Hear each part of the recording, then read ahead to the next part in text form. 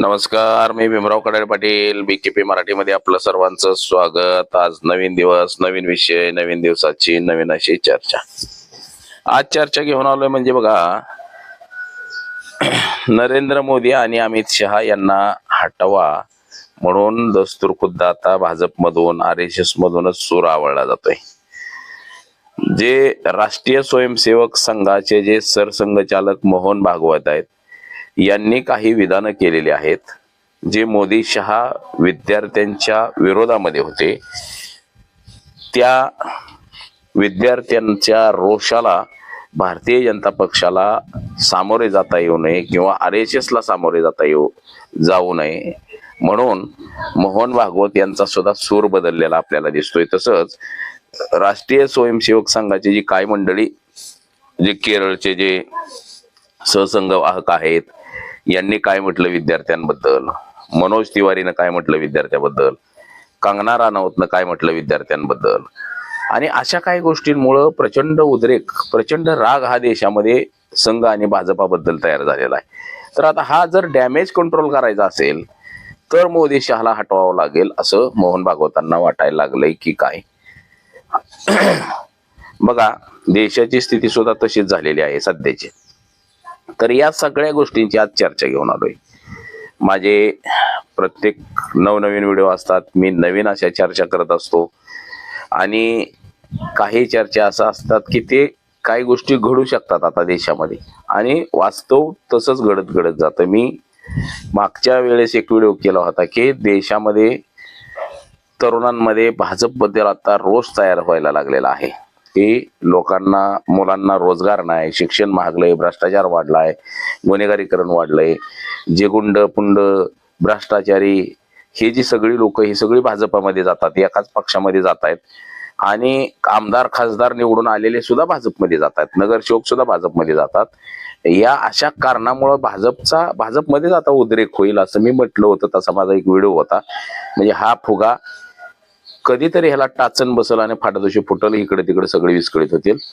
अशीच सध्याची स्थिती आहे की भाजपामध्ये म्हणजे मोदी शहा विरोधी लोक एकत्र आलेली एकंदरीत आपल्याला दिसते. तसंच RSS मध्ये सुद्धा मोदी शहांच्या विरोधामध्ये काही एकत्र लोक आलेले दिसत आहेत. तर ते कोण कोण आहेत, काय या विषयाची आज आपण चर्चा करणार आहोत. आपण जर हा संपूर्ण व्हिडिओ पाहिला तर आपल्या लक्षात येईल की नेमकं काय प्रकरण आहे. तसंच आपण जर चॅनलवरती नवीन असाल तर चॅनल सबस्क्राईब करावा ही सर्वांना विनंती. आणि चला चर्चेला सुरुवात करूया. देशामध्ये कवा न होय एवढं बहुमत मिळवून भारतीय जनता पक्ष सत्तेमध्ये आला 2014 साली. त्या अगोदर काँग्रेस पक्ष सत्तेत होता. काँग्रेसनं बरेच वर्ष सत्ता गाजवली.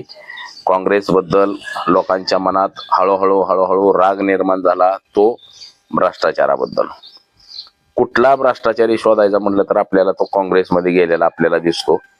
म्हणजे प्रत्येकावरच आरोप, म्हणजे राज्याचा मुख्यमंत्री असू द्या, पंतप्रधान असू द्या, बऱ्याच जणांवरती आरोप झाले, पंतप्रधानांवरती आरोप झाले. आता त्याचा अहवाल आला पंतप्रधान घोटाळ्यात नाही म्हणून. असंच काहीच म्हणजे भाजपमध्ये गेलेला हेमंत बिस्वा शर्मा असेल, सुवेंदू अधिकारी असेल, ही सगळी मंडळी इतर पक्षाची आहेत, आणि ते काँग्रेस पक्षातून भाजपमध्ये गेलेली सगळी ही मंडळी आहे.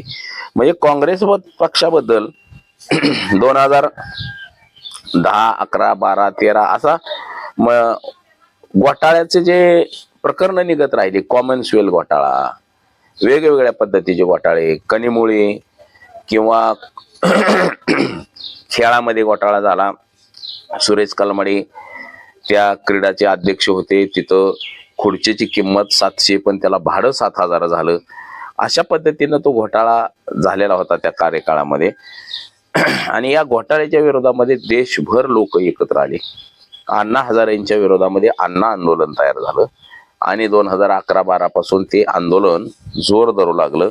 लोकपाल बिल असेल किंवा इतर काही गोष्टी असतील, या गोष्टीवरून हे देशभर आंदोलन पसरलं आणि काँग्रेसच्या विरोधात लाट तयार झाली, तरुणांची झाली.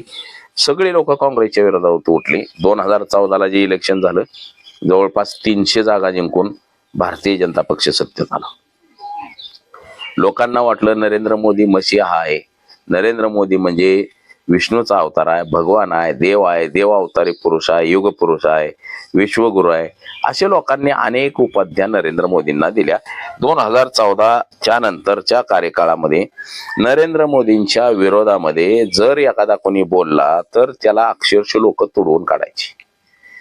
आजचे दिन आएंगे, स्किल डेव्हलपमेंट, स्मार्ट सिटी, असे बरेच प्रोजेक्ट नरेंद्र मोदींनी लोकांना दाखवले. बरेच प्रोजेक्टांचं स्वप्न दाखवलं लोकांना आणि त्यामुळे लोकांनी मतं दिली. त्यावेळेस जे नरेंद्र मोदींचं कॅम्पेन झालं, करोडो रुपयांचा चुराडा कॅम्पेन मध्ये झालं. गुजरात दाखवलं गेलं, गुजरातमध्ये कसा विकास झालाय, असा देशाचा विकास करायचा आहे आपल्याला आणि देश हा मागे पडलेला आहे, आपल्याला अमेरिकेच्या पुढे जायचंय असे स्वप्न दाखवली गेली. आपण त्यावेळेस चायनाची बराबरी करत होतो काँग्रेसच्या कार्यकाळामध्ये, म्हणजे चायनाच्या पुढे आपल्याला जायचंय असं बराबरी करत होतो. ज्या स्मार्ट सिट्या झाल्या, जे एम्स झाले, कॉलेजेस झाले, मोठे मोठे काय प्रोजेक्ट झाले, हे सगळेच्या सगळे काँग्रेसच्या कार्यकाळामध्ये झालं. काँग्रेसच्या कार्यकाळामधल्याच त्या सगळ्या मंजुऱ्या होत्या. भाजपचे प्रवक्ते ज्यावेळेस सांगतात त्यावेळेस काँग्रेसचे प्रवक्ते त्याचं पायाभरणी कधी झाली हे सगळं सांगत असतात पुढं, म्हणजे सुरुवात कोणी केली. आणि नरेंद्र मोदींच्या कार्यकाळामध्ये नेमकं काय झालं ते आम्हाला सांगा असं लोक विचारतात. आता जनता विचारायला सुद्धा लागलेली आहे.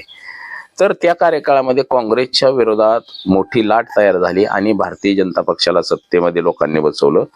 नरेंद्र मोदींनी जे गुजरात प्रोजेक्ट मांडला, लोकांना स्वप्न दाखवली, स्किल डेव्हलपमेंट दाखवलं, स्मार्ट सिट्या दाखवल्या, पुन्हा नोटबंदी केली. नोटबंदी सुद्धा फसवी झाली. नोटबंदीमध्ये सुद्धा देशाचं प्रचंड नुकसान झालं. आणि त्यानंतरचा जो कार्यकाळ 2014 ते 2019 पर्यंतचा कार्यकाळ नरेंद्र मोदींचा विकासाच्या मुद्द्यावरती, मात्र विकास झालेला आपल्याला कुठे दिसला नाही.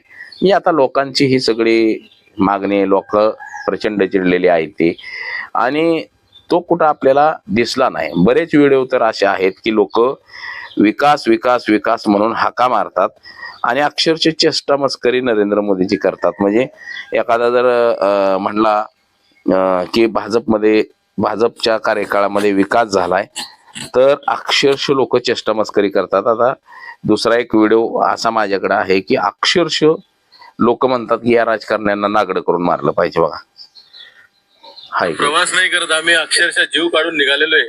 इथले जेवढे काही राजकीय नेते आहेत, मग तो भाजपचा असो काँग्रेसचा असो, यांना नंग करून मारायला पाहिजे. खास करून गडकरी साहेबांना खूप मोठ्या मोठ्या गोष्टी करतात.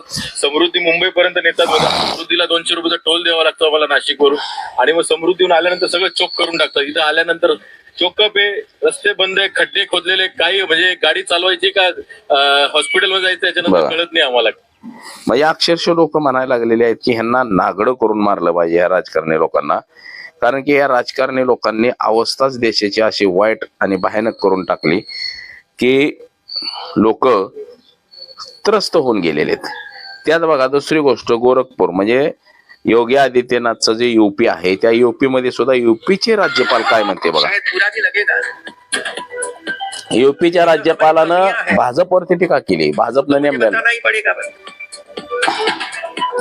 और ये कमियां आने वाले 3 महीने में पूरी हो. सबको मैंने कहा कि 3 महीने में पूरा करके दिखाओ मुझे. और ये तो गोरखपुर है जहाँ स्वयं हमारे मुख्यमंत्री विराजमान है, और वहां ही ऐसी कमियां रहेगी तो क्या होगा. यूनिवर्सिटी में 9 छात्रावास है, जिनमें से 3 गर्ल्स हॉस्टल है, एक में रिपेयरिंग चल रहा है. अच्छी बात है, जर्जरित हालत में था तो रिपेयरिंग हो रहा है. 6 बॉयज हॉस्टल है, 2 में रिपेयरिंग चल रहा है. गर्ल्स हॉस्टल में मेस चलती है, बॉयज हॉस्टल में नहीं चलती है. वहां बाहर से टिफिन में खाना मंगवाते. क्यों भाई, वो टिफिन वाला अच्छा लगता है. आज गोरखपुर विश्वविद्यालय के मैं रुकी हुई योगी आदित्यनाथचा हा मतदारसंघ आहे. भोजन बनता था, ये देखने के लिए मैं गई और मैंने डिब्बा खोला, वो खोला, वो खोला, वो खोला. बताओ क्या है अंदर. भाई मैं तो गृहिणी हूँ, सालों तक किचन में जाते जाते रसोई करते दिखते आए. मैंने अवस्था कि बंगार वाली बताओ मुझे. और सारी ऐसी चीजें मैंने तुरंत फूड वालों को बुलाया और सैंपल लिया, और दूसरा सैंपल हम लोगों ने ले लिया कि मैं लखनऊ जाकर सैंपलिंग कराऊं, क्योंकि कभी कभी विश्वास नहीं रहता है, सैंपल बदल जाता है। हम भी गुजरात में होता था, सैंपल बीच में ही बिचौलिया होते हैं, सॅम्पल निघाला कोण ले गया, चलो बीच में से ही पकडो दूसरा सॅम्पल। गुजरात मध्ये सुद्धा हे चालतं असं बघा, दस्तूर खुद्द और अधिकारियों को राज्यपाल भाई हम वहां जाकर करवाएंगे, आप भी करवाओ। क्या हमारे बच्चे वही खा रहे हैं? मैं राज्यपाल के तौर से नहीं कहती, मैं माता हूँ। हमारे बच्चों की शुद्ध आहार होना चाहिए, और ऐसा ही खाते रहेंगे तो दिमाग ही नहीं चलेगा मित्रों। बघा, और मैंने कहा है कि जो रिपोर्ट आए ये बीसी को दे देंगे इजाजत, और भविष्य में ऐसा न हो इसके लिए प्रयास हो। टिफिन का खाना बंद करवाओ, आप स्वयं अरेंज करो मित्रों, कि इतनी ताकत नहीं है, बाजार से लाना है ऑर्डर करके, और अच्छे कोई पकाने वाला हो उसको देना है। पहली बार देखा मैंने कि टिफिन बाहर से आता है तो टिफिन में ड्रग्स भी आएंगे। हे सांगतय कोण? उत्तर प्रदेशच्या राज्यपाल। त्यांनी गुजरातमध्ये सुद्धा हे चालतं म्हणून सांगितलं, उत्तर प्रदेशमध्ये सुद्धा हे चालतं म्हणून सांगितलं। तर हे सांगण्याची नौबत का आली की भारतीय जनता पक्षावरती जी लोक नाराज आहेत, म्हणजे आजपर्यंत कुठलाही राज्यपाल किंवा कोणताही भारतीय जनता पक्षाचा नेता असेल, राज्यपाल असेल किंवा अजून कोणी असेल, एकही माणूस भाजपच्या विरोधामध्ये बोललेला नव्हता। भाजपचा दस्तूर खुद्द मोहन भागवत सुद्धा भारतीय जनता पक्षाची बाजू घेऊन बोलायचे, संघाची बाजू घेऊन बोलायचे, मात्र ते सुद्धा आता विरोधामध्ये बोलायला लागलेत भाजपच्या। म्हणजे भाजप फुटू नये, भाजपचे तुकडे तुकडे होऊ नये ह्याच्यासाठी ही सगळी तयारी सुरू आहे। तर पुढे सुद्धा तुम्हाला दाखवतो का, भारतीय जनता पक्षाचा झेंडा जरी दिसला लोकांना तरी अक्षरशः लोक त्या गाड्या फोडून टाकायला लागले।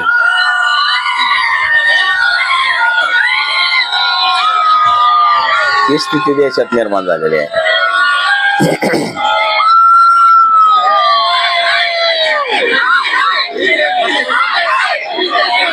बघा, ही देशातली परिस्थिती आहे, आणि या देशातल्या परिस्थितीमुळं आता भाजपमधले सुद्धा लोक भाजपच्या विरोधात बोलायला लागले।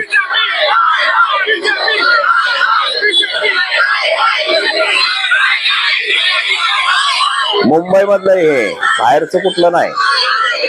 मुंबईमध्ये भारतीय जनता पक्षाचा काफिला चालला होता मंत्रिमंडळाचा, त्यावेळेस लोक असं बोलायला लागलेले। तर बघा, आता नरेंद्र मोदींना जे सांगितलं होतं स्किल डेव्हलपमेंट, अमकं तमकं फलाना बिस्ताना डेमका, हे जे सांगितलं गेलं सगळं, हे कुठंच काय झालं नाही। मंदिराला निधी दिला गेला, मंदिरं मोठी मोठी बांधली गेली, मात्र शाळा 1,00,000 शाळा देशातल्या नरेंद्र मोदी सरकारनं बंद केल्या। 1,00,000 सरकारी शाळा, आज 1,00,000 सरकारी शाळा बंद झाल्या।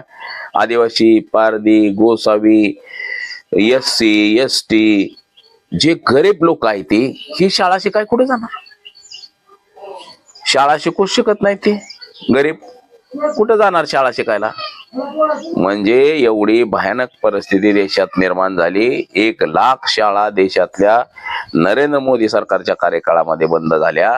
त्याचबरोबर नरेंद्र मोदींच्या कार्यकाळामध्ये देशामध्ये लाखो एकर जमिनी ह्या अदानी पॉवरला देण्यात आल्या, तसंच रामदेव बाबा सारख्या लोकांना देण्यात आल्या, जे उद्योगपती देशामध्ये म्हटलं जातं आपण, या लोकांना हे सगळं देण्यात आलं। म्हणजे देशामध्ये फक्त आणि फक्त अदानी ग्रुप, अंबानी ग्रुप, रामदेव बाबा सारखे लोक, भारतीय जनता पक्षातले काही लोक, हेमा मालिनी सारखे लोक, अशा लोकांना हेक्टरवर जमिनी दिल्या, जंगल झाडी नष्ट करायला सुरुवात केली। म्हणजे तुम्ही कुंभमेळ्यासाठी 35,000 कोटी रुपये टाकताय आणि सरकारी शाळेसाठी 1 रुपयाचा निधी टाकत नाही। सरकारी शाळा बंद करून टाकल्या. त्या ठेकेदाराच्या खाजगी शिक्षण संस्था च्या फायद्यासाठी खाजगी शिक्षण संस्था सुरू केल्या. सरकारचं जे धोरण आहे अतिशय चुकीचं धोरण झालं की 1,00,000 शाळा बंद केल्या. म्हणजे ज्या ग्रामीण भागातली जी मुलं त्या शाळेमध्ये मोफत शिकणार होती हे सगळं बंद करून टाकलं. लोकांचा प्रचंड राग आहे सरकारवरती सध्या, आणि तो नरेंद्र मोदी अमित शहा यांच्यावरती, भारतीय जनता पक्षावरती. लोकांना असं वाटायला लागलं की भारतीय जनता पक्षाला मत देणं म्हणजे आपली सर्वात मोठी चूक आहे, असं लोकांना वाटायला लागलेलं आहे. म्हणजे भाजपाला मतदान म्हणजे विकासाला मत नाही. फक्त जाहिरातीमध्ये आपल्याला दिसलो की भाजपला मतदान म्हणजे विकासाला मतदान. गेल्या 2 वर्षामध्ये नरेंद्र मोदींनी फक्त आणि फक्त जाहिरातीसाठी 6,112 कोटी रुपये नुसत्या जाहिरातीवरती उडवलेले आहेत. एकट्या योगी सरकारनं 6,842 करोड रुपये हे फक्त आणि फक्त जाहिरातीसाठी खर्च केलेले. म्हणजे ह्या लोकांनी स्वतःच्या जाहिराती एवढ्या केल्या आहे की भयानक अशा जाहिराती करून टाकल्या सगळ्या. म्हणजे जिकडं बघावं तिकडं ह्यांच्या जाहिराती, इष्टीवर जाहिरात, इकडे जाहिरात, पेट्रोल पंपावर जाहिरात, सगळीकडे नुसत्या जाहिराती. आणि या जाहिरातीमुळंच लोकांनी मतदान दिलं होतं आणि त्या मताच्या जीवावर निवडून आले आणि देशाची खिळखिळी अशी अवस्था झाली. देशाच्या खिळखिळी झालेल्या अवस्थेला लोक भारतीय जनता पक्षाला जबाबदार धरावे लागले. आता बघा, नरेंद्र मोदींनी जे सांगितलं ते सगळं फक्त सांगण्यापुरतं होतं. लोकांना असं वाटायला लागलं की आता मोदी हे लबाड बोलतात आणि लबाडच फक्त सुरू आहे नरेंद्र मोदींचं. नरेंद्र मोदींनी आजवर जे सांगितलं हे सगळं खोटं नाटं सांगितलं, असं विद्यार्थ्यांमध्ये आता रोष तयार झालेला आहे. राष्ट्रीय स्वयंसेवक संघापासून नरेंद्र मोदीने काम केलं ते गुजरातचा मुख्यमंत्री.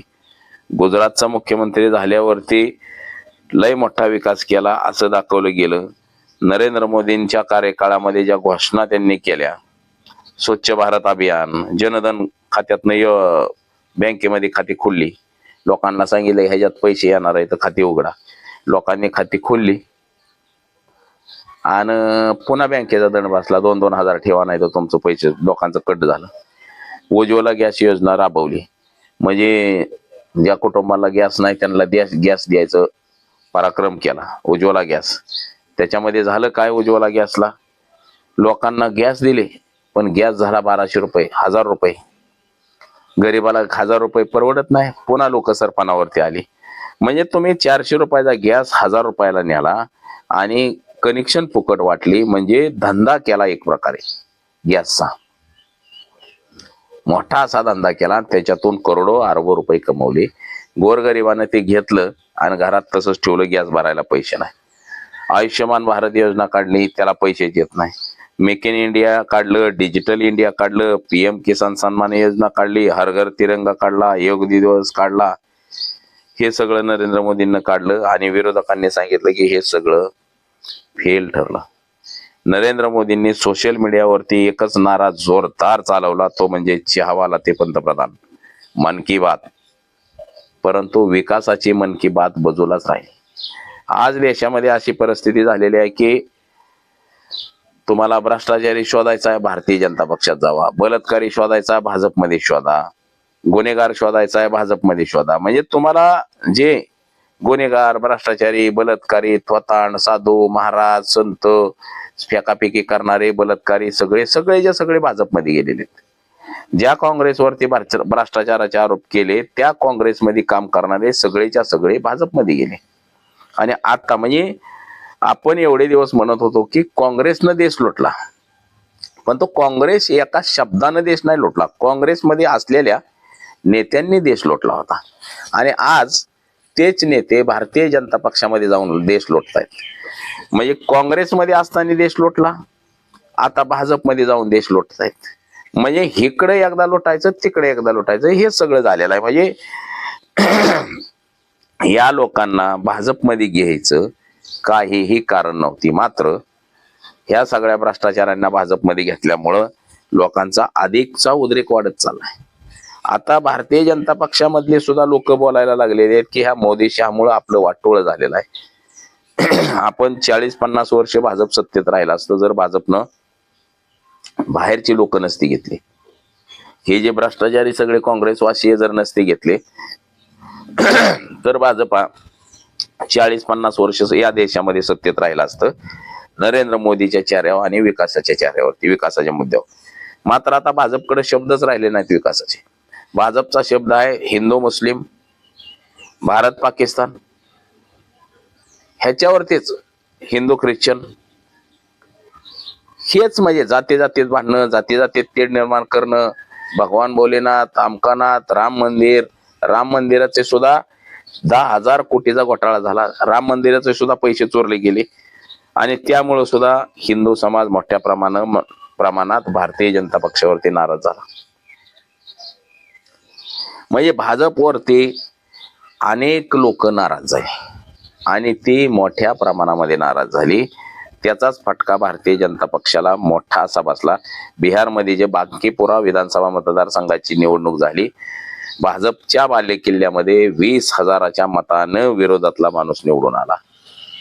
म्हणजे देशामध्ये जे सध्याचं वातावरण सुरू आहे या वातावरणामुळं तर आता हे भारतीय जनता पक्षाच्या काही लोकांच्या लक्षात आलेलं आहे की आता आपण 2029ला येऊ शकत नाही. सरसंघचालक मोहन भागवत यांना सुद्धा असं वाटायला लागलेलं आहे. बघा, आंदोलन ज्या वेळेस जनजीएनं सुरू केलं, म्हणजे जंतर मंतर वरती कॉक्रोच जनता पार्टीनं CJPनं जेव्हा आंदोलन सुरू केलं तेव्हा त्याला देशद्रोही ठरवण्यात संघाची सुद्धा माणसं पुढे होती, भाजपची सुद्धा माणसं पुढे होती की हे पाकिस्तान फंडिंग आहे, चीन फंडिंग आहे, अमेरिकाचं मधून फंड येतो ह्यांना, असं चॅनलवरती निगेटिव्ह टेरम चालवला गेला. म्हणजे जे गोदी मीडिया झालेले आहेत त्यांनी ते सगळं चालवलं. मात्र त्या गोदी मीडियाला पुरून उरले हे सगळे विद्यार्थ्यांनी तिथलं जे काय वास्तव आहे ते सगळं देशासमोर मांडलं, जगासमोर मांडलं.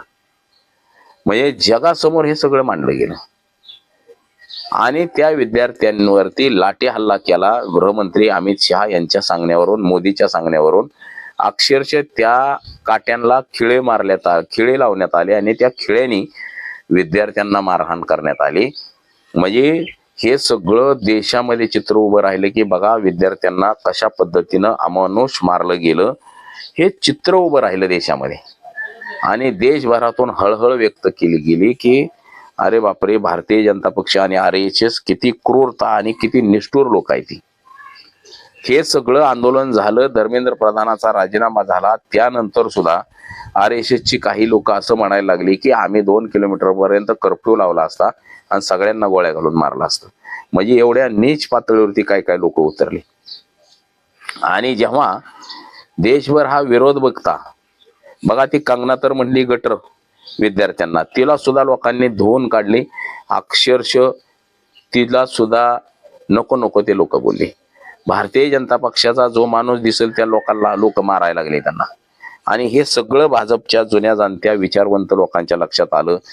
जे RSSचे संघचालक आहेत मोहन भागवत यांच्या लक्षात आलं की लोक आता आपल्या विरोधात गेली, तरुणाई आपल्या विरोधामध्ये गेली. आणि तेव्हा त्यांनी आता सूर बदलला. मोहन भागवत यांची या 2-4 दिवसामध्ये स्टेटमेंट काढून बघा आपण. मोहन भागवत म्हणतायत की विद्यार्थ्यांचं आंदोलन खरं आहे, विद्यार्थ्यांचा रोष खरा आहे, त्यांना नोकऱ्या नाही, त्यांना शिक्षण महाग झालंय, शिक्षण प्रणाली नाही, शिक्षणामध्ये अडचणी निर्माण आहेत, मग विद्यार्थी रस्त्यावरती उतरणारच. सरकारचं कुठंतरी चुकतंय म्हणून विद्यार्थी रस्त्यावरती उतरले, हे सरसंघचालक मोहन भागवत यांना म्हणावं लागलं. आणि आता सरसंघचालक मोहन भागवत यांना सुद्धा असं वाटायला लागलेलं आहे की मोदी आणि शहा यांना जर आपण लवकरात लवकर बाजूला नाही केलं तर भाजपा पक्ष फुटल्याशिवाय राहणार नाही. म्हणजे भाजपमध्ये आता घुसमट झालेली आहे लोकांची आणि तो कधी बी त्याचा उद्रेक होऊ शकतो. आता भाजप सोबत असणारे जे काय पक्ष आहेत, मित्र पक्ष, ह्यांच्यात सुद्धा चलबिचल सुरू झाली की ह्या मोदी शहाच्या नादी लागून आपण ह्यांच्या सोबत आलो आणि सगळी जनता आपल्या विरोधात गेली, आपला मतदार तुटला. तर आपली पंचायत होईल. त्याच्यापेक्षा आपण ह्यांच्यापासून बाजूला जाऊ. अशीच चलबिचल आता नायडू, नितीश, चिराग पासवान यांच्यामध्ये तयार झालेले. म्हणजे ह्या सगळ्यांना वाटायला लागलेलं आहे की आता आपण मोदी शहा यांच्यापासून बाजूला गेलं पाहिजे. आणि हीच चिंता आता संघाच्या जे काही लोक आहेत ते आता संघाचे बरेच जण विद्यार्थ्यांचं समर्थन करायला लागले आहेत की विद्यार्थ्यांचं बरोबर आहे आणि विद्यार्थ्यांसाठी कार्यक्रम घ्या असं सुद्धा संघाने सांगितलेलं आहे. म्हणजे तुम्ही जर विद्यार्थ्यांसाठी नाही कार्यक्रम घेतले, इथून पुढं विद्यार्थ्यांसाठी काम नाही केलं तर मात्र तुमचं वाटोळं झाल्याशिवाय राहणार नाही असं संघाला आता भीती वाटायला लागलेली आहे. आणि त्या दृष्टीनं आता सध्या काम सुरू केलंय. मात्र असं जर नाही झालं तर मात्र येणाऱ्या काही दिवसामध्ये भाजपच आपल्याला फुटलेला दिसणार आहे. भाजपमध्ये ही जी घुसमट झाली लोकांची, भाजपमध्ये हे जे सगळे भ्रष्टाचारी घेतलेले आहेत, ज्या किरीट सोमय्यानं ज्यांच्यावरती आरोप केले भ्रष्टाचाराचे ते सगळेच्या सगळे भाजपमध्ये आले. असंच प्रत्येक राज्यात झालंय. ज्याच्यावरती भ्रष्टाचाराचे आरोप केले ते सगळे भाजपमध्ये निघून गेलेत. म्हणजे इकडल्या पक्षाचे सगळे भ्रष्टाचारी तिकडे गेलेत. ज्यांच्यावरती आरोप झाले ते सगळे भ्रष्टाचारी. आणि सध्या लोकांना, तरुणांना हवा आहे रोजगार, महागाई कमी, यामुळं देशभरात आंदोलनाचा लोन पसरलेला आहे. लोक काही म्हणायला लागलेत, अक्षरशः शिव्या घालायला लागलेले आहेत भाजप आणि RSSला. म्हणजे आणि हे सगळं लक्षात आलेलं आहे RSSची जी काही लोक आहेत जुनी, आता ज्यांनी केरळचं जे RSSचा सहसंघचालक वाहक आहे त्यानं जे स्टेटमेंट केलं की मी कर्फ्यू लावला असता 2 किलोमीटर सगळ्यांना गोळ्या घालून मारला असतं, त्यांना सुद्धा झापलं मोहन भागवतांनी की हे अशी स्टेटमेंट करू नये. विद्यार्थ्यांच्या बाजूनं आता बोलायला सुरुवात केली संघानं. आणि जर हे असंच राहिलं तर भाजपमध्ये मात्र फूट पडेल, भाजपचे 4 तुकडे होतील असं हे सरसंघचालक मोहन भागवत यांना दिसायला लागलेलं आहे. म्हणूनच सरसंघचालक मोहन भागवत यांनी भारतीय जनता पक्षाच्या बाजूनं न बोलता विद्यार्थ्यांच्या बाजूनं बोलायला सुरुवात केलेली आहे. तिथं जे जंतर मंतरवरती जी मारहाण झाली विद्यार्थ्यांना, त्या मारहाणीचं संघानं आता समर्थन करणं बंद केलंय. भाजप कसा चुकीचा आहे हे दाखवायला सुरुवात केलेली आहे. म्हणजे ज्यावेळेस फुटत चाललंय, भाजप फुटल असं वाटतंय भीती, त्यावेळेस विद्यार्थ्यांची बाजू घ्यायला सुरुवात केलेली आहे. आणि विद्यार्थ्यांची जी आंदोलन आहेत ही देशभर पसरलेली आंदोलन आहेत. आणि या आंदोलनामध्ये एकच नारा आहे की भाजप हटाव, म्हणजे बीजेपी हटाव. आता भाजपमध्ये हे जे काही सगळं सुरू आहे, दोस्तों के दौरान मारपीट हो गया है। देखिए झारखंड में अभी हूँ मैं, CJP का आंदोलन चल रहा है।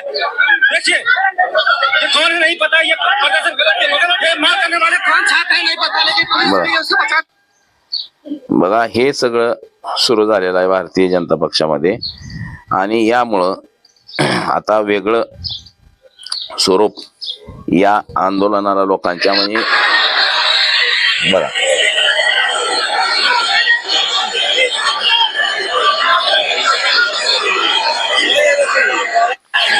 हे सगळं सुरू झालंय. आणि याच्यामुळं आता संघानं सुद्धा विद्यार्थ्यांचं आंदोलन कसं बरोबर आहे हे सांगायला सुरुवात केली. आपल्याला जिथं तिथं भारतीय जनता पक्षाचीच लोक गिरफ्तार झालेले दिसतात. म्हणजे कुठल्याही प्रकरणामध्ये तुम्हाला भाजपचाच माणूस अटक झालेला दिसतोय.